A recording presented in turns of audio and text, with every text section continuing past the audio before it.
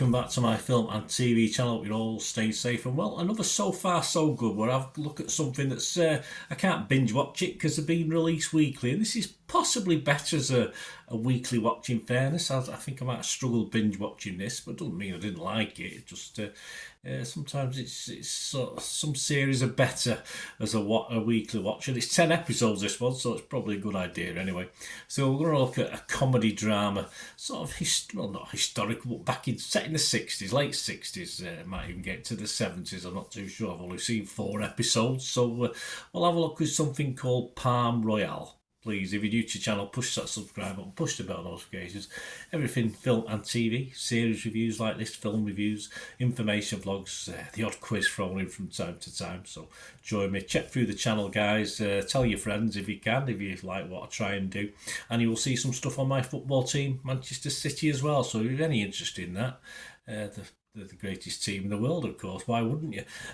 Please have a look at that. Or if you're not interested, if you don't like football, if you know anyone who might do, point them in my direction. I'll be very grateful, and all likes are very welcome, guys. Much appreciated. Yes, it's Palm Royale, a 10-part period comedy drama. Yeah, that's a good way of calling it, but modern period, of course. Created by Abe Sylvia, based on the 2018 novel Mr. and Mrs. American Pie. Yes, by Juliet McDaniel. This started on the 20th of March 2024. I think we got the first 3 episodes, and then, of course, the next one, episode 4, which is the last one I looked at, came out on the 27th of March. And I'm doing this little review as at the 31st of March 2024. This is on Apple TV Plus, so obviously you've got access to that. Or it might be farmed out to some other sites, who knows.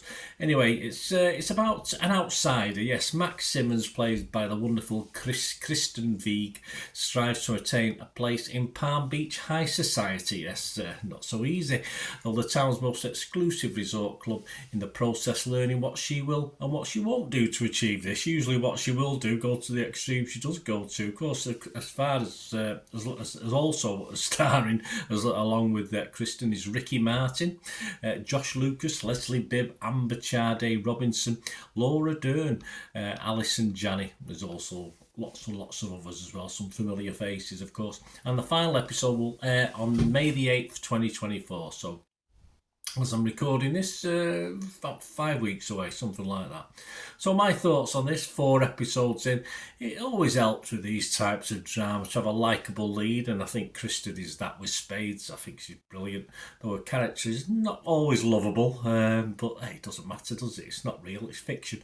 Just really good characters overall, as well as Kristen's character, and that's simply what, for me, makes a series watchable. Nice to hear, I very dare you, and the humour, sometimes subtle in the background, is very good, and the humour not so subtle is very good. I did like the humour in this as well. So all the trappings of a good series, always pleasing on the eye, of course, especially when we're having a damp, windy day in Manchester. Although as I'm recording this, the sun's out, so yeah, miracles do happen.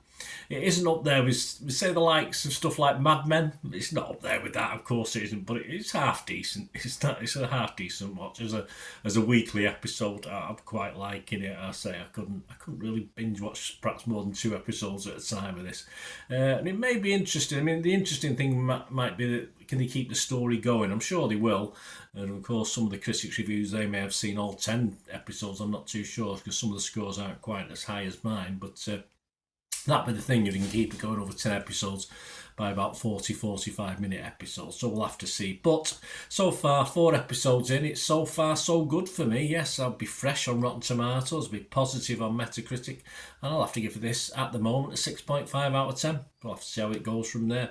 Other scores, as I said, yeah, not as high as mine. Rotten Tomatoes just 52% positivity, which isn't a total disaster. I've no breakdown of that whatsoever. Sometimes they don't do it with TV series, but of course that means over half the people who watched it were positive, so it can't be too bad. Rotten Tomatoes audience like it a lot more. They're 75% positive, so that's good.